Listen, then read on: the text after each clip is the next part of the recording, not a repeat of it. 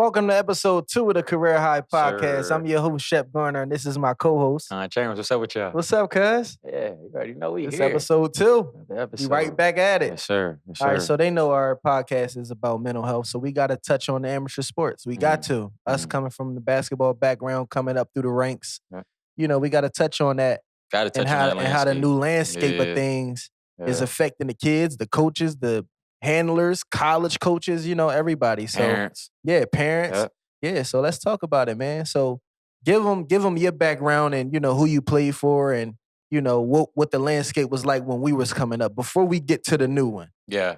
Coming up, I played for my 9th grade year. We went to French Central. 9th, 10th grade year, saw French Central. Right. I'm playing with Emil Jefferson, one of the best players in the country at that time. Yeah. So I understand, you know, the pressures and the college coaches coming to see a specific player and what he got to go through. And then 11th, 12th grade year, I transferred to Chester High. Yeah. Where I'm playing with another crazy big-time player in Rondé Jefferson. And just our basketball area as a whole around that time, it was big time. So absolutely. 2013, 2014 era, PA basketball was at an all-time high. And talent everywhere. Very competitive. So, you know, we competing for scholarships, bro. Yeah, at that time. I mean, you got to be a certain, you know, texture of player or upper echelon player to get offered some money. Right. So, but even though you're going to see sneaker contract getting offered, but that's what we came up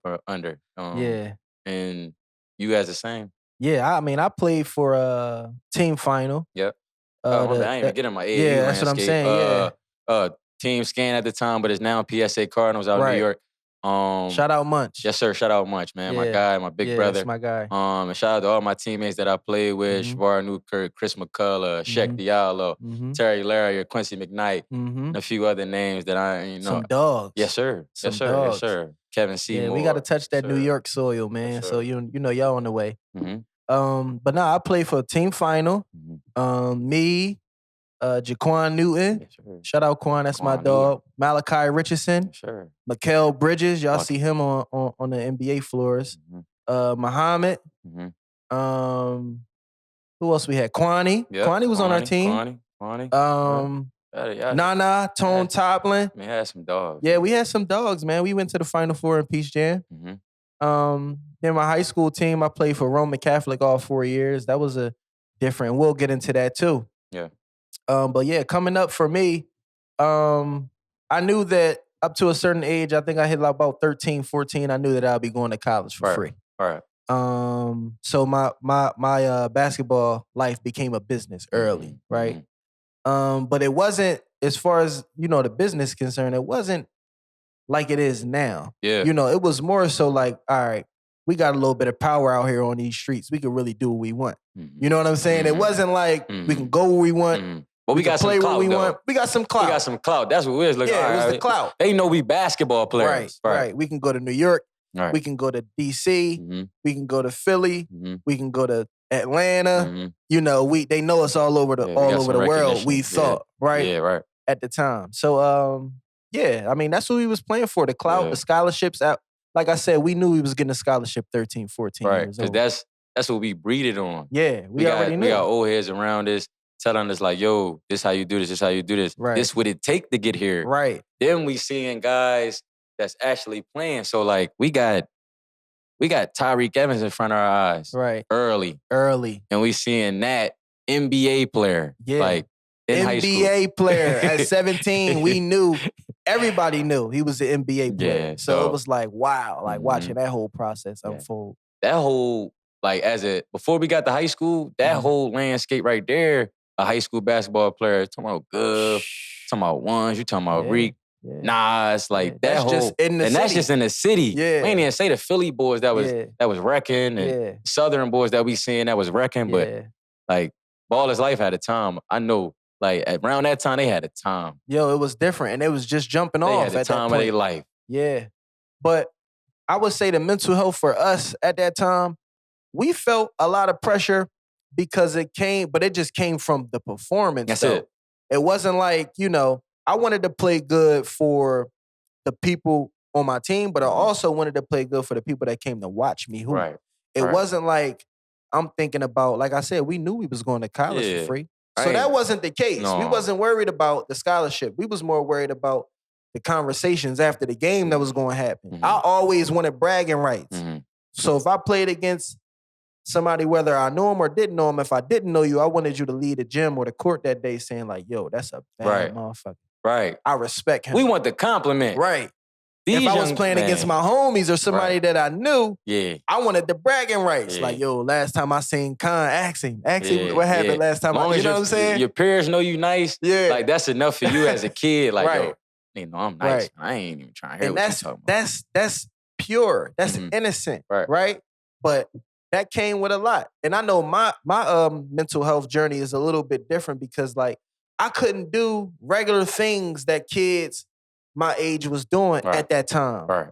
15, 16 years old, you know, all of our friends, they outside, they doing X, Parties. Y, and Z. Yeah. I can't do that because I got a different mission. Yeah. So, you know, part of my life, I wanted that.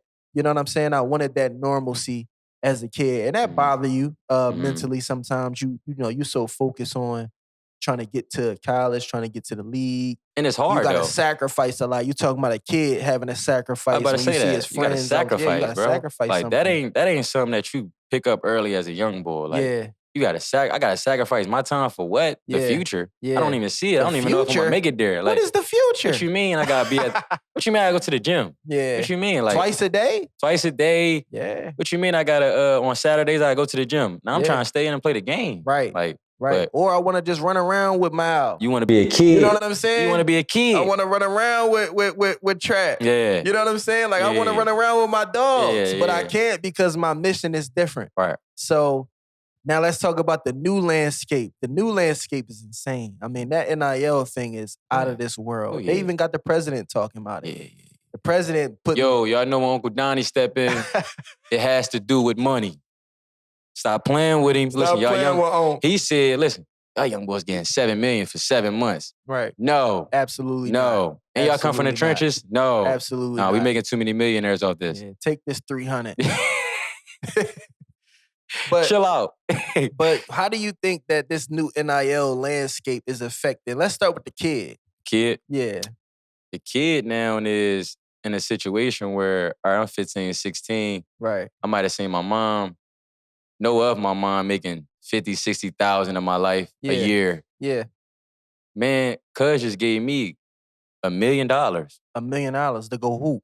Go hoop. At 17. So now the whole trajectory in the household is like, who I'm supposed to listen to? Right. I'm the bull. Right. You him. I'm the bull. So any little argument I get in with my mom, my pop, I can really say at 16, I'm out of here then. Yeah, I'm going get my own apartment right now. I'm out. Yeah. And now it's over for you. Yeah. And that changes the control of things.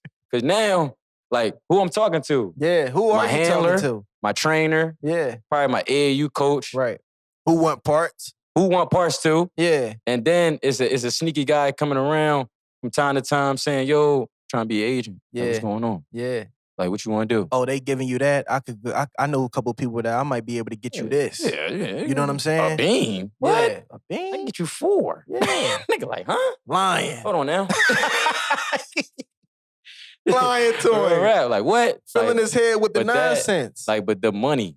It's the money, cuz. Like, they are no longer kids. Right. That you not, the old heads that's looking, like the guys that's behind the business, the CEOs, they're not looking at this 15, 16-year-old, 17-year-old as a kid no more. Right. You're a pro. You're a pro. You more than a pro, you're money. Your money. Your business. Your money. Mm-hmm. And how do you think it affects their play, though? Let's get into that. Because at the end of the day, cuz, it's all about what you do on that floor. Yeah, no, they're not going to give you nothing if you're not performing on that floor. Right? So how does that affect what happens on the floor? Now. Yeah. Now it's a no, I don't want to play for team. Right. It's a strictly individual joint. Right. Even if I had 30 and we lose. I'm cool. I'm cool with that. Yeah. I'm cool. Like, nigga, bro. Now, they just seen me get 30. I'm good. When we was playing, I'll take the 30, but I'm also salty. You got and smoke. I got the 30 for real. Do it everything I So we can to can win the win. game. Yeah. I wasn't out here trying to get 30. I ended up with 30 because I wanted to win. Now, I need 30. I need 30. Yeah, and I'm going to shoot 18, 19 shots. Listen, you can say what you want. I wasn't a boy that shot the ball more than 15 times. No. 15 was a lot efficient. for me. He was efficient. I get you 29, 30 with 11 shots. That's efficient. You feel me? These young boys shooting that joint 17, 18, 19, 22, All 3 balls 23. too. Yeah, Nigga 11 threes. Nigga might not attempt the layup. It's strictly, okay, pull up. If I can't get by nobody, me the screen. Off the screen, pull up. Like, that's it. Right. And another thing with the, kind of like promotion of the young boys. Yeah. They don't care if they had 8 points, bro. Give me a 60-second want the clip. highlight. Yeah. I'm trying to get this joint on the gram. Let me get some people saying fire emojis and, oh, you the one. Let me get a couple shares that say, next up, league bound. Yeah. Nigga he ain't never did nothing, though. All for the gram. Off the gram. Terrible. But they won't give him $100,000. And that's more than what his mom make. You feel what I'm saying, though, bro? Like, at the end of the day, you look at it, we look at it because we older. We like, all right, it's messing up the game because of the quality of the kid. The quality of, first of all, the talent is dropping. Because we turned it to, it's more of exposure and money than, all right, you developing this young boy. Is you making sure he can make 1 dribble, 2 dribble, pull up, jump shot. Yeah. Can he get in the lane, jump stop? See that man over there in the corner. See that man on the wing. Right. Can he hit a floater? Right. Is he coming off the screen looking for the right reads? Right. Like, you're not developing a young boy. Can he come off a stagger screen? You know why? Because they gym rats. Yeah. Right? They don't play ball. No, they don't play against 5-on-5 bodies, basketball. right? They go in the gym, they shoot 1,000 shots, they come off 1,000,000 ball screens. But how can you read? How can you learn how to read if you ain't playing ball? No bodies out there. But we play ball. Yeah. That's how we learn how to really hoop. Yeah, we went to the gym and we worked out and all of that. We played one-on-one. We shot shots. We worked on our handle. We worked on our pull-up.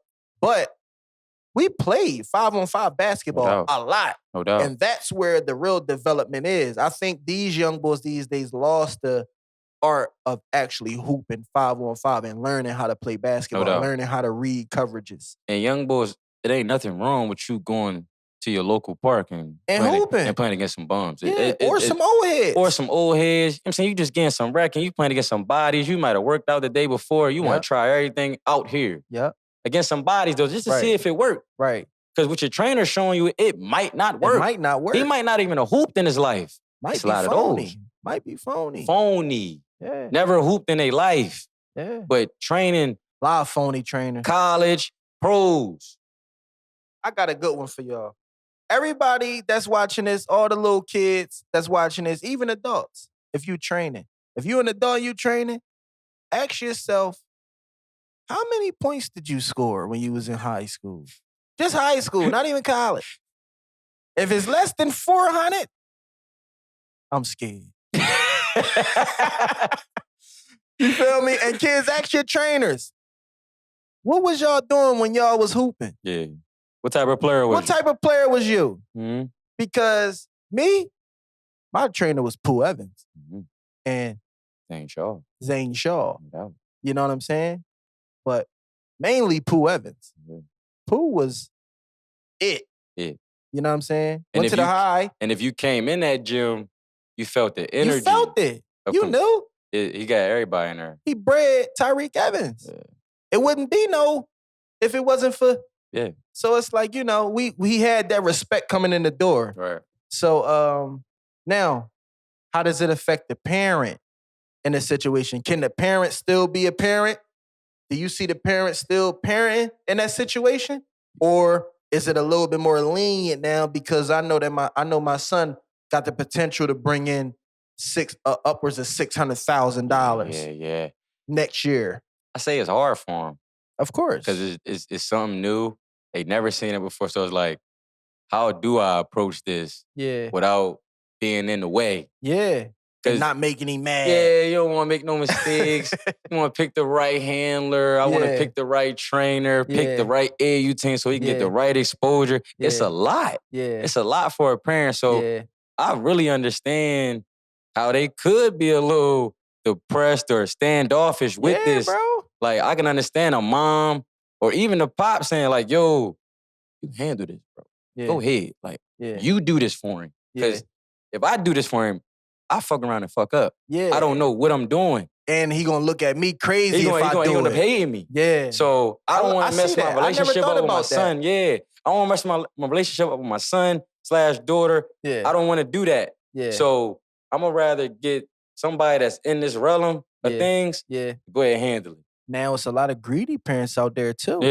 Oh yeah. You know what I'm saying? That might tell their kid to go to the highest bidder. You know what I'm saying? Whereas though that kid, that might be it, that 1 year, and now you got to go NAIA. You know what I'm saying? Because nobody want to pick you up now because you ain't do nothing where you was at. You took the money, but what did you do with the opportunity? So I'm gonna tell all the kids now, don't go for the money. Go for the opportunity to play because you won't get more money if you don't take advantage of the opportunity that you have. So if you go take the money, you're going to end up in a situation where, well, you could end up in a situation where it might not fit you in your game and what you need to develop as a player. Right. But if you go somewhere that might give you some money, might not be the most money, but it might not be the least money either. But it's the perfect situation for you to grow as a player and be able to maximize your opportunity so you can get more money. You know what I'm saying, on the back end. Now, listen, you could transfer now. Now, listen, let's just call it $750,000, right? I signed up for $750,000, but now my worth is $1.5 million. I'll meet you halfway.